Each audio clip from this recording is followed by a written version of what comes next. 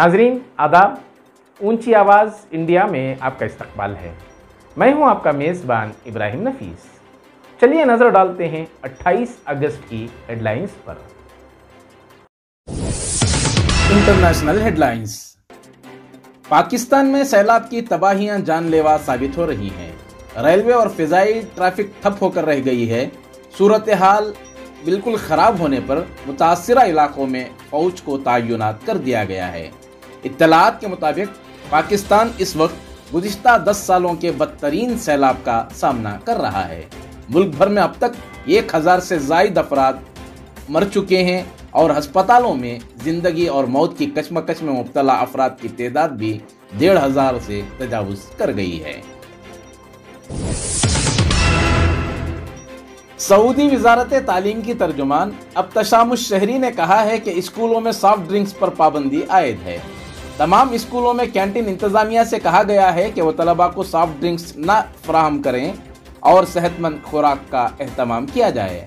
बताया जा रहा है कि इस सिलसिले में किसी किस्म की खिलाफ वर्जी को बर्दाश्त नहीं किया जाएगा और स्कूल कैंटीन की मुसलसल निगरानी का अमल जारी रहेगा ताकि तलबा को बेहतरीन खुराक फराहम हो सके। अमेरिकी महकमा दिफा समंदर के रास्ते यूक्रेन को मजीद हथियार भेज रहा है। वाशिंगटन पोस्ट के मुताबिक ये जहाज बड़ी मकदार में सामान ले जाने की सलाहियत रखता है, अगरचे कि उसकी रफ्तार तैयारे से कम है, लेकिन ये कैफ के करीब हथियारों की एक बड़ी खेप बन जाएगी। हुक्काम ने इसके लिए इस्तेमाल किए जाने वाले समंदरी रास्ते की तफसीलात बताने से इनकार कर दिया है। पाकिस्तान के साबिक वज़ीर-ए-आज़म इमरान खान गैर मुल्की फंडिंग केस में फंसते नजर आ रहे हैं। पाकिस्तानी तहकीकाती एजेंसी ने दावा किया है कि इमरान खान की पार्टी पाकिस्तान तहरीक इंसाफ ने एक गैर एलानिया बैंक अकाउंट में 7.78 करोड़ से जायद रकम जमा कराई गई है, जो बाद में ये रकम वापस ले ली गई। एजेंसी का दावा है कि इस जमात के 3 ऐसे खुफिया अकाउंट्स हैं जो गैर कानूनी लेन देन में इस्तेमाल होते थे। इमरान की पार्टी के तर्जुमान ने वजाहत की है कि डिस्ट्रीब्यूशन अकाउंट था और इसमें कुछ भी गैर कानूनी नहीं है। काबिल जिक्र है कि इस सिलसिले में इमरान खान को 2 हफ्ते का वक्त दिया गया है, जिसकी अगली समाअत 6 सितंबर को होगी। National headlines. नोएडा के ट्विन टावर्स को आज दोपहर 2:30 बजे सिर्फ 9 सेकेंड्स में 3700 किलो बारूद ने मिसमार कर दिया। इसके लिए इमारतों में 9640 सुराख करके उसमें बारूद को भरा गया था। सुपरटेक ट्विन टावर्स को मुनहदिम करने का तखमीना तकरीबन 17.55 करोड़ रुपए बताया गया है और यह खर्च बिल्डर कंपनी सुपरटेक बर्दाश्त करेगी। दोनों टावर्स में कुल 950 फ्लैट्स बनाए गए थे और सुपरटेक ने उन्हें बनाने के लिए 200 से 300 करोड़ रुपए खर्च किए थे। धमाके के बाद उठी धूल की वजह से दिन में ही अंधेरा छा गया था। बताया जा रहा है कि धमाके से आसपास की सोसाइटियों के कई घरों के खिड़कियों के शीशे टूट गए, जबकि 10 किलोमीटर दूर तक धमाके की आवाज सुनाई दी। वहीं घरों के टाइल्स भी टूट गए हैं। टावर्स गिरने के बाद आसपास के इलाकों में धूल के बादल छा गए और कई घरों में लगे पंखे भी हिलने लगे। गैर कानूनी बने इन टावर्स को मुनहदिम करने के सुप्रीम कोर्ट के हुक्म के 1 साल बाद यह कार्रवाई की गई है। आज सदर हिंद ने राष्ट्रपति भवन में उदय उमेश ललित को सुप्रीम कोर्ट के 49वें चीफ जस्टिस के तौर पर हलफ दिलाया। Justice NV. रमन्ना की सुबुकदोशी के बाद जस्टिस ललित ने हलफ लिया है। जस्टिस ललित अगले 74 दिनों तक मुल्की अदलिया के चीफ जस्टिस के ओहदे पर रहेंगे और 8 नवंबर को सर्विस से रिटायर हो जाएंगे। हल्फ बर्दारी के बाद जस्टिस ललित ने सुप्रीम कोर्ट के सामने मुकदमात की फहरिस्त दी और कहा कि वो मामलात को फौरी तौर पर हल करने पर जोर देंगे। सुप्रीम कोर्ट में पीर के दिन कर्नाटक हाई कोर्ट के हिजाब के फैसले को चैलेंज करने वाली अर्जियों पर जस्टिस हेमंत गुप्ता और सुधांशु धोलिया की बेंच समाअत करेगी। अर्जी गुजारों ने कर्नाटक हाई कोर्ट के हुक्म को मनसूख करने और तालीमी इदारों में हिजाब पहनने की इजाजत देने का मुतालबा किया है, जिसे कर्नाटक हाई कोर्ट ने 15 मार्च को मुस्लिम तालिबात के ग्रुप की तरफ से हिजाब पहनकर दाखिले से इंकार पर सरकारी कॉलेज के खिलाफ पेश दरखास्तों को खारिज कर दिया था। हैदराबाद में चोरी की अजीबोगरीब वारदात पेश आई, जिसमें चोरी की वारदात अंजाम देने के बाद सुराग मिटाने की खातिर चोरों ने वहां मिर्च पाउडर छिड़क दिया और मकान को आग लगाकर फरार हो गए। बताया जाता है कि चोर बंगारू रेड्डी नामी शख्स के मकान में दाखिल हुए और उन्होंने वहां से चोरी के बाद मकान को आग लगा दी, जिसके नतीजे में 2 मंजिला मकान में रखा सारा सामान जलकर खाकस्तर हो गया। मकान को भी नुकसान पहुंचा है। पुलिस ने वाकये के करीब नस्ब सीसीटीवी फुटेज का जायजा लिया और तफ्तीश जारी है। जम्मू कश्मीर की अपनी पार्टी के सरबराह अल्ताफ बुखारी ने कहा है कि आर्टिकल 370 को मंसूख करने में अगर किसी का बिलवास्ता या बिलावास्ता रोल रहा तो गुलाम नबी आज़ाद का है। उन्होंने बताया कि कश्मीरियों की पीठ में छुरा घोंपने वाले मोदी नहीं बल्कि गुलाम नबी आज़ाद हैं। उनके मुताबिक गुलाम नबी आज़ाद जो आज कह रहे हैं कि 5 अगस्त की पोजीशन को वापस लाऊंगा, लेकिन जब वो राज्यसभा में अपोजिशन लीडर थे और आर्टिकल 370 को मंसूख करने पर रोक लगा सकते थे, उस वक्त कुछ क्यों नहीं किया। अपनी पार्टी के चीफ अल्ताफ बुखारी ने कहा कि जब राज्यसभा में आर्टिकल 370 को मंसूख करने के लिए बहस हो रही थी तो अक्सरियत अपोजिशन की थी, लेकिन बिल के खिलाफ वोट पड़े और उसमें गुलाम नबी आज़ाद ने कलीदी रोल निभाया है।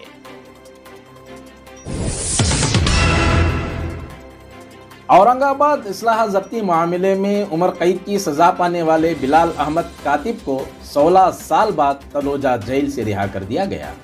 बिलाल अहमद ने रिहाई के बाद जमीयत उलमा महाराष्ट्र के दफ्तर पहुंचकर उनका शुक्रिया अदा किया। वाज़ेह रहे कि 28 जुलाई 2016 को आर्थर रोड जेल में खुसूसी मकोका अदालत ने औरंगाबाद इस्लाह जब्ती मामले का सामना कर रहे 20 मुस्लिम नौजवानों में से 8 मुस्लिम नौजवानों को बाइज्जत बरी कर दिया था, जबकि 3 नौजवानों को 8 साल, 2 नौजवानों को 14 साल कैद बामुशक्कत की सजा और दीगर 7 नौजवानों को उम्र कैद की सजा सुनाई थी। जिन मुल्जिमीन को उम्र कैद की सजा मिली थी और उम्र कैद की सजा काट रहे मुल्जिमीन में से बिलाल अहमद ऐसे पहले मुल्जिम हैं जिन्हें जमानत नसीब हुई है। बिहार में आइंदा 24 घंटों में मूसलाधार बारिश होगी। इसके पेश नज़र अलर्ट जारी कर दिया गया है, जबकि पटना में बादल छाए हुए हैं और सुबह से बारिश भी हो रही है। महकमा मौसमियात ने पटना समेत 17 अजला में बारिश का अलर्ट जारी किया है। मौसमियाती मरकज़ पटना की पेशनगोई के मुताबिक 17 अजला में हवा की रफ्तार 7 से 21 किलोमीटर फी घंटा रहेगी और गंगा नदी में तुग़यानी है। सूरत हाल ऐसी बन गई है कि गंगा पथ डूब गया है और लोग अपनी जानों को खतरे में डालकर यहां से गुजर रहे हैं। कांग्रेस ने अपने नए सदर के इंतखाब के लिए इंतखाबी शेड्यूल का ऐलान करते हुए कहा है कि अगर जरूरत पड़ी तो पोलिंग 17 अक्टूबर को होगी। सोनिया गांधी की सदारत में हुई मीटिंग के फैसले के बाद पार्टी की मरकजी इलेक्शन कमेटी के ओहदेदारों ने इंतखाबी प्रोग्रामों का ऐलान किया। बताया जाता है कि कांग्रेस सदर के इंतखाब का नोटिफिकेशन 22 सितंबर को जारी होगा और 24 सितंबर से 30 सितंबर तक रोजाना 11 से 3 बजे तक नामजदगियां दाखिल की जा सकेंगी। कागजात दाखिल करने की आखिरी तारीख 30 सितंबर और उम्मीदवारों के नामों की जांच का काम 1 अक्टूबर को किया जाएगा।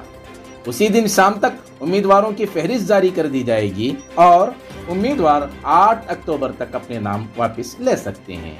अहल उम्मीदवारों की हतमी फहरिस्त 8 अक्टूबर को शाम 5 बजे जारी की जाएगी। उन्होंने कहा कि अगर एक से ज्यादा उम्मीदवार मैदान में हों तो 17 अक्टूबर बरोज पीर सुबह 10 बजे से शाम 4 बजे तक वोटिंग होगी और 19 अक्टूबर को नतायज का ऐलान किया जाएगा। आज कांग्रेस वर्किंग कमेटी की बैठक हुई और जो कांग्रेस अध्यक्ष के चुनाव के लिए प्रक्रिया है, जो तारीखें हैं, हमारे AICC के सेंट्रल इलेक्शन अथॉरिटी केंद्रीय चुनाव प्राधिकरण के अध्यक्ष मधुसूदन मिस्त्री जी ने जो प्रस्ताव रखे थे उस पर चर्चा हुई। मैं गुजारिश करूंगा मधुसूदन जी से कि आपको अवगत कराएं कि उनका प्रस्ताव क्या था और कांग्रेस कार्यकारिणी समिति ने क्या मंजूरी दी। उसके बाद वेणुगोपाल जी CWC मीटिंग के बारे में कुछ कहेंगे। State headlines. सबसे पहले पड़ोसी रियासत तमिलनाडु की एक अफसोसनाक खबर। जुनूबी हिंद की मारूफ इल्मी शख्सियत और नमूना असलाफ अमीर शरीयत तमिलनाडु हज़रत मौलाना मुफ्ती सईद अहमद साहब खलीफा हज़रत शाह अबरारुल हक साहब रहमतुल्लाह अलैह आज रात 8:15 बजे इस दारे फ़ानी से कुछ फरमा गए। इन्ना लिल्लाहि व इन्ना इलैहि राजिऊन। हज़रत के हज़ारों तलामिज़ा पूरे मुल्क में फैले हुए हैं। मौलाना के फर्जंद मौलाना मुफ्ती रशीद सादी की इत्तला के मुताबिक नमाज जनाजा कल बरोज़ पीर सुबह 11 बजे कदीम ईदगाह परनाबेट में अदा की जाएगी और तदफीन उसी परनाबेट कब्रस्तान में अमल में आएगी। दुआ है कि अल्लाह ताला हज़रत की कामिल मग़फ़िरत फरमाए और आपके दरजात बुलंद हों। इसके अलावा तमाम मुतअल्लिक़ीन को अल्लाह ताला सब्र जमील अता फरमाए। ईदगाह चामराजपेट का तनाज़ा लगातार जारी है। रियासती वक्फ बोर्ड ईदगाह मैदान में हिंदू तंजीमों की जानिब से गणेश मूर्तियों को नस्ब करने के खिलाफ सुप्रीम कोर्ट से रुजू करने का ऐलान किया है, जबकि रियासती बीजेपी हुकूमत ने कहा है कि वो 30 अगस्त तक अदालत के फैसले का इंतजार करेगी। रियासती वजीर आर अशोक ने कहा है कि 31 अगस्त से मजहबी और सकाफती प्रोग्रामों को महदूद मुद्दत के लिए इजाज़त देने जुम्मा को जारी हाई कोर्ट की हिदायत के मुताबिक हुकूमत ने 30 अगस्त तक इंतजार करने का फैसला किया है। अशोक ने कहा कि रियासती हुकूमत ने सुप्रीम कोर्ट में किविट दाखिल किया है क्योंकि वह जानती है कि कुछ लोग पीर को सुप्रीम कोर्ट से रुजू हो सकते हैं। याद रहे कि गुज़िश्ता दिनों रियासती हाई कोर्ट ने पहले फैसला सुनाया था कि ईदगाह मैदान में 2 ईदों की नमाज के अलावा सिर्फ खेल कूद के लिए इस्तेमाल किया जा सकता है, लेकिन अगले ही दिन यू टर्न लेते हुए अपना फैसला बदल दिया था, जिसके बाद रियासती वक्फ बोर्ड इस मामले को लेकर सुप्रीम कोर्ट का दरवाज़ा खटखटाया है। उम्मीद की जा रही है कि कल बरोज़ पीर इस सिलसिले में कानूनी दाव पेच का आगाज होगा। रियासत के वजीर ट्रांसपोर्ट श्री रामुलू ने कहा है कि अगर प्राइवेट बसें गौरी गणेश त्यौहार के दौरान बस से तयशुदा किराए से ज्यादा रकम वसूल करती हैं, के खिलाफ सख्त कानूनी कार्रवाई की जाएगी। उन्होंने कहा कि गुज़िश्ता 3 रोज से देखा गया है कि प्राइवेट बस मालिकान मुसाफिरों से ज्यादा किराया वसूल कर रहे हैं। रामुलू ने कहा कि त्योहारों के मौके पर लोग अपने अपने गाँव जाते हैं और इसमें कुछ लोग इसका गलत इस्तेमाल कर रहे हैं। नाजरीन, इसी के साथ दीजिए मुझे इजाजत। ताज़ा तरीन खबरों को देखने के लिए इंतजार कीजिए रात 9 बजे ऊंची आवाज इंडिया चैनल पर।